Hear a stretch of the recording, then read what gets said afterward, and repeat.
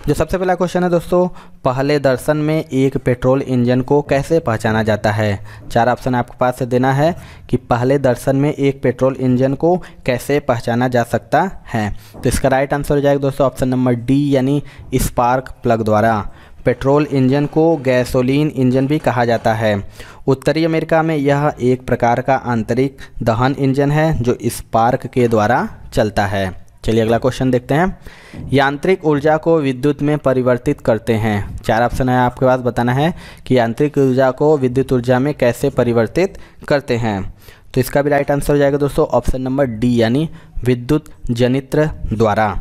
जो विद्युत जनित होता है जिसे हम जनरेटर कहते हैं, यांत्रिक ऊर्जा को विद्युत ऊर्जा में परिवर्तित करके विद्युत उत्पन्न करते हैं। अगला क्वेश्चन देख लेते हैं। शुष्क सेल में जो ऊर्जा संग्रहित होती है वह क्या है। आपको बताना है जो शुष्क सेल होता है और जो उसमें ऊर्जा संग्रहित होती है वह क्या है। तो इसका राइट आंसर हो जाएगा दोस्तों ऑप्शन नंबर सी यानी रासायनिक ऊर्जा। जो शुष्क सेल में संग्रहित ऊर्जा रासायनिक ऊर्जा होती है जो विद्युत ऊर्जा में परिवर्तित होती है। चलिए अगला क्वेश्चन देख लेते हैं दोस्तों। कार्य करने में मानव शरीर द्वारा प्रयुक्त ऊर्जा होती है, यानी जब कार्य करने में मानव शरीर द्वारा कौन सी ऊर्जा प्रयुक्त होती है। तो इसका राइट आंसर हो जाएगा दोस्तों ऑप्शन नंबर सी यानी रासायनिक ऊर्जा। मानव शरीर द्वारा कार्य करने हेतु प्रयुक्त ऊर्जा रासायनिक ऊर्जा होती है जो कार्बोहाइड्रेट, वसा एवं प्रोटीन के द्वारा प्राप्त होती है। चलिए अगला क्वेश्चन देख लेते हैं। जब एक वस्तु का वेग 2 गुना हो जाता है तो इसका क्या हो जाता है। आपको बताना है जब एक वस्तु का वेग 2 गुना हो जाता है तो क्या होता है। तो इसका राइट आंसर हो जाएगा ऑप्शन नंबर बी यानी संवेग 2 गुना हो जाता है। जब एक वस्तु का वेग 2 गुना हो जाता है तो संवेग भी 2 गुना हो जाता है। चलिए अगला क्वेश्चन देख लेते हैं दोस्तों। हमने ग्रुप डी आने वाला जो आपका एग्ज़ाम है इसके लिए एक ई बुक तैयार करवाया है जो कि गणित के 500 प्लस महत्वपूर्ण प्रश्नों का एक ई बुक है जो कि सुपर गेस्ट क्वेश्चन है स्पेशली ग्रुप डी के लिए। तो आप इसे ज़रूर से ज़रूर ले लीजिएगा दोस्तों। इसका लिंक डिस्क्रिप्शन बॉक्स में नीचे मिल जाएगा आपको, वहाँ से आप इसे ज़रूर ले लीजिए क्योंकि 500 प्लस प्रश्न है जो कि संपूर्ण हल ट्रिक के माध्यम से आपको बताया गया है। इसके अलावा एक और हमारा ई बुक है जो कि महत्वपूर्ण टॉपिक है, 70 प्लस महत्वपूर्ण टॉपिक है जी। कोई भी ऐसा टॉपिक नहीं होगा जो इस ई बुक में आपको न मिले। तो आप इसे भी ज़रूर से ज़रूर ले लीजिए क्योंकि टॉपिक वाइज से भी मैक्सिमम क्वेश्चन पूछते हैं। तो इस ई बुक को लेकर आप तैयारी शुरू कर सकते हैं। इसका भी लिंक आपको डिस्क्रिप्शन बॉक्स में मिल जाएगा जहाँ से आसानी से आप इसे ले सकते हैं। चलिए अगला क्वेश्चन देख लेते हैं। 2 असमान द्रव्यमानों की गतिज ऊर्जा समान है तब अधिक द्रव्यमान का आवेश क्या होगा। इसके राइट आंसर बात करें दोस्तों, इसका राइट आंसर हो जाएगा ऑप्शन नंबर बी यानी ज़्यादा होगा। चलिए अगला क्वेश्चन देख लेते हैं दोस्तों। जब हम रबर के गद्दे वाली सीट पर बैठते हैं अथवा जब गद्दे पर लेटते हैं तो उसका आकार परिवर्तित हो जाता है, ऐसे पदार्थ में पाई जाती है। इनमें से आपको बताना है कि जो रबड़ का गद्दा होता है अगर उसमें बैठते हैं या लेट जाते हैं तो परिवर्तन हो जाता है, तो ऐसे पदार्थ में क्या पाई जाती है। तो इसका राइट आंसर हो जाएगा दोस्तों ऑप्शन नंबर बी यानी स्थितिज ऊर्जा। जब हम रबर के गद्दे वाली सीट पर बैठते हैं अथवा जब गद्दे पर लेटते हैं तो उसका आकार परिवर्तित हो जाता है, ऐसे पदार्थ में स्थितिज ऊर्जा पाई जाती है। अगला क्वेश्चन देख लेते हैं दोस्तों।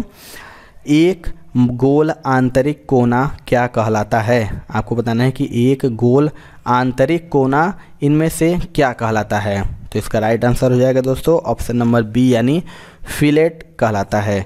जो एक गोल आंतरिक कोना होता है उसे फिलेट कहते हैं। चलिए अगला क्वेश्चन देख लेते हैं दोस्तों। रेल की पटरियों के नीचे चौड़े लकड़ी के पट्टे लगाए जाते हैं, क्यों। आप सभी लोगों ने देखा होगा कि रेल के पटरियों जो नीचे चौड़े लकड़ी के पट्टे जो लगाए जाते हैं वो क्यों लगाए जाते हैं। तो इसका जो राइट आंसर हो जाएगा दोस्तों ऑप्शन नंबर डी हो जाएगा, गाड़ी द्वारा उत्पन्न दबाव को कम करने के लिए। तो आप सभी जानते होंगे कि रेल के पटरियों के नीचे चौड़े लकड़ी के पट्टे जिसे स्लीपर भी कहते हैं लगाया जाता है जिससे गाड़ी द्वारा उत्पन्न दबाव को कम किया जा सके। चलिए अगला क्वेश्चन देख लेते हैं। रेल पथ में फिश प्लेट का काम है। आपको बताना है कि जो रेल पथ है, ये सारे के सारे मोस्ट इंपॉर्टेंट क्वेश्चन है दोस्तों, स्पेशली रेल से संबंधित है, रेलवे से। तो आपको बताना है रेल पथ में फिश प्लेट का क्या काम है। तो इसका राइट आंसर हो जाएगा दोस्तों ऑप्शन नंबर ए यानी दोनों पटरियों को जोड़े रखना। रेल पथ में जो फिक्स प्लेट का कार्य दोनों पटरियों को जोड़े रखना होता है। चलिए अगला क्वेश्चन देखते हैं। इंजन से पावर आवेगों को शिथिल करने के लिए प्रयुक्त है। 4 ऑप्शन है आपके पास, बताना है कि इंजन से पावर आवेगों को शिथिल करने के लिए क्या प्रयुक्त है।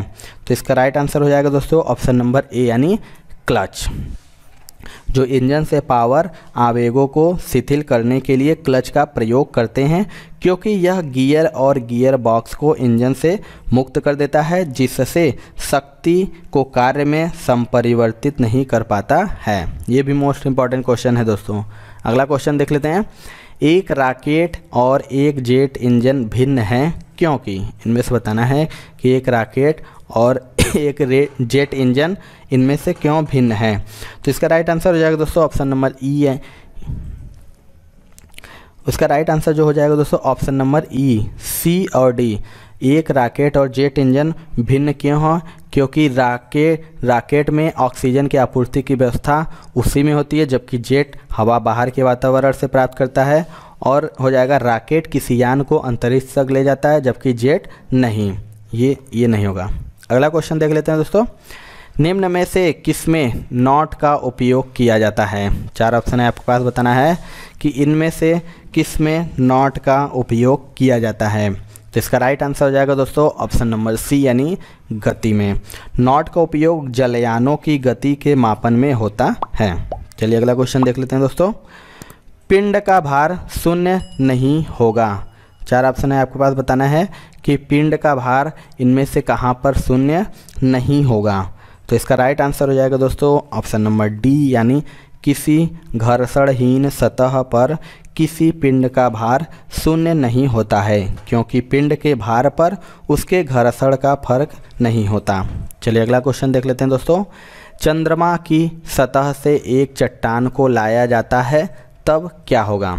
जब चंद्रमा की सतह से एक चट्टान को लाया जाता है तब क्या परिवर्तन होगा। तो इसका राइट आंसर हो जाएगा दोस्तों ऑप्शन नंबर बी यानी इसका भार परिवर्तित हो जाएगा, किंतु इसका द्रव्यमान परिवर्तन नहीं होगा। मोस्ट इंपॉर्टेंट है दोस्तों।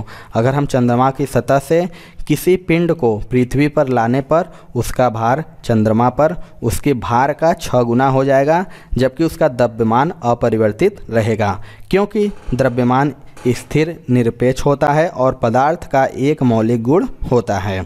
चलिए अगला क्वेश्चन देख लेते हैं दोस्तों। बादलों की दिशा एवं गति को मापने वाला यंत्र कहलाता है। 4 ऑप्शन है आपके पास, बताना है कि बादलों की दिशा और गति को मापने वाला यंत्र क्या कहलाता है। तो इसका राइट आंसर हो जाएगा दोस्तों ऑप्शन नंबर सी यानी नेफोस्कोप।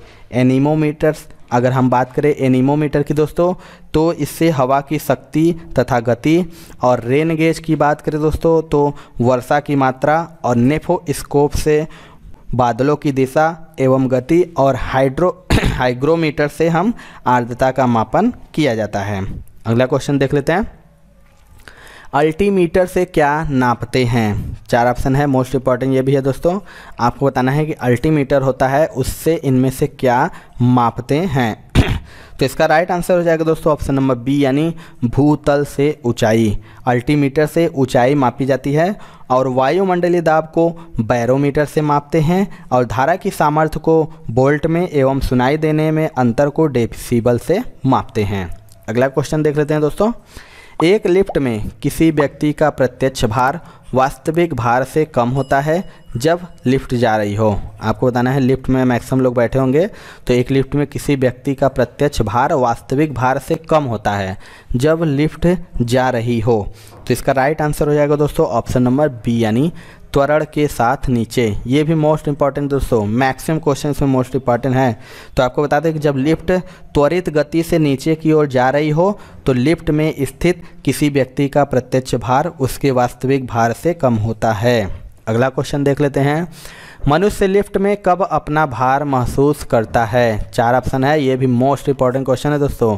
बताना है कि मनुष्य लिफ्ट में अपना भार कब महसूस करता है। तो इसका राइट आंसर हो जाएगा ऑप्शन नंबर ए यानी त्वरण के साथ ऊपर जाते समय। यानी जब मनुष्य लिफ्ट में त्वरण के साथ ऊपर जाते समय अपना भार महसूस करता है। जब लिफ्ट एक समान वेग से ऊपर या नीचे गति करती है तो लिफ्ट में स्थित पिंड के भार में कोई परिवर्तन नहीं महसूस होता है। चलिए अगला क्वेश्चन देख लेते हैं। पृथ्वी से चंद्रमा पर जाकर वापस लौटने पर अंतरिक्ष यान के रॉकेट को किसके विरुद्ध कार्य करने के लिए अधिकतम ऊर्जा की आवश्यकता होगी? 4 ऑप्शन है आपके पास। बताना है कि जो पृथ्वी से चंद्रमा पर जाकर वापस लौटने पर अंतरिक्ष यान के रॉकेट को किसके विरुद्ध कार्य करने के लिए अधिकतम ऊर्जा की आवश्यकता होगी? तो इसका राइट आंसर हो जाएगा दोस्तों ऑप्शन नंबर बी, यानी उड़ान शुरू करते समय पृथ्वी का गुरुत्व यानी पृथ्वी पर पलायन वेग का मान 11.2 किमी प्रति सेकेंड होता है। अंतरिक्ष यान को यह वेग प्रदान करने के लिए अत्यधिक ऊर्जा की आवश्यकता होती है। यही कारण है कि अंतरिक्ष यान में कई चरणों वाले रॉकेटों का प्रयोग किया जाता है। अगला क्वेश्चन देख लेते हैं। शरीर का वजन, बॉडी का वेट, आपको इनमें से बताना है कि इसका राइट आंसर क्या होगा। तो इसका राइट आंसर हो जाएगा दोस्तों ऑप्शन नंबर बी, यानी शरीर का वजन जो होता है वो ध्रुवों पर अधिकतम होता है। चलिए अगला क्वेश्चन देखते हैं। चंद्रमा पर वायुमंडल नहीं पाए जाने का कारण क्या है? मोस्ट इंपॉर्टेंट ये भी क्वेश्चन है दोस्तों। जो चंद्रमा पर वायुमंडल नहीं पाए जाने का कारण क्या है? तो इसका राइट आंसर हो जाएगा दोस्तों ऑप्शन नंबर ए, यानी गुरुत्वाकर्षण बल की अधिक क्षीणता के कारण चंद्रमा पर वायुमंडल नहीं पाए जाते हैं।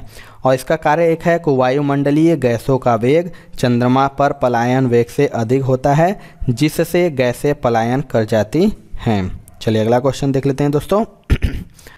एक शिकारी वृक्ष पर लटके एक बंदर के सिर को लक्ष्य करके गोली चलाता है। गोली चलने के ठीक समय बंदर कूद जाता है। वैसी दशा में गोली क्या होगा? इनमें से आपको बताना है कि इसका राइट आंसर क्या होगा। तो इसका जो राइट आंसर हो जाएगा दोस्तों ऑप्शन नंबर ए, यानी बंदर के सिर में छेद कर देगी। आपको बता दें जब गोली बंदर के सिर में छेद कर देगी, क्योंकि गोली छूटने के पश्चात गोली एवं बंदर दोनों समान ऊर्ध्वाधर त्वरण जी कार्य करता है। अगला क्वेश्चन देखते हैं। एक ट्रक तथा एक कार समान गतिज ऊर्जा के साथ गतिशील है। उन्हें रोकने के लिए अगर समान बल प्रयुक्त किया जाता है तो क्या होगा? इनमें से आपको बताना है कि ट्रक तथा कार समान गतिज ऊर्जा के साथ आगे बढ़ते हैं तो उन्हें रोकने के लिए अगर समान बल प्रयोग किया जाए तो क्या होगा? तो इसका राइट आंसर हो जाएगा ऑप्शन नंबर सी, यानी दोनों ही ठहरने के पूर्व एक समान दूरी तय करेंगे। क्योंकि ट्रक और कार दोनों एक समान गतिज ऊर्जा के साथ गतिशील हैं तथा उन्हें रोकने के लिए एक समान बल प्रयोग किया जाता है, इसलिए दोनों ही ठहरने के पूर्व एक समान दूरी तय करेंगे। चलिए लास्ट क्वेश्चन देख लेते हैं दोस्तों। भौतिक तुला कार्य करता है। बताना है कि इनमें से भौतिक तुला किस पर कार्य करता है? तो इसका राइट आंसर हो जाएगा दोस्तों ऑप्शन नंबर डी, यानी समानांतर बल के नियम पर। भौतिक तुला समानांतर बल के सिद्धांत पर कार्य करता है और संवेग संरक्षण के सिद्धांत पर रॉकेट कार्य करता है। तो ये थी दोस्तों आज की वीडियो। आपको वीडियो कैसा लगा कमेंट सेक्शन में ज़रूर बताइएगा। चैनल वीडियो पसंद आया होगा दोस्तों तो एक लाइक ज़रूर करिएगा। चैनल पे हमारे नए हैं तो चैनल को ज़रूर सब्सक्राइब कर लीजिएगा, क्योंकि हम लगातार ग्रुप डी एग्ज़ाम की तैयारी करा रहे हैं, जो कि आने वाले एग्ज़ाम हैं, जो कि मोस्ट इम्पॉर्टेंट सारे के सारे वीडियो हैं। तो वीडियो आप पूरा ज़रूर देखिएगा। तो मिलते हैं दोस्तों अपने अगली वीडियो में, तब तक के लिए जय हिंद जय भारत।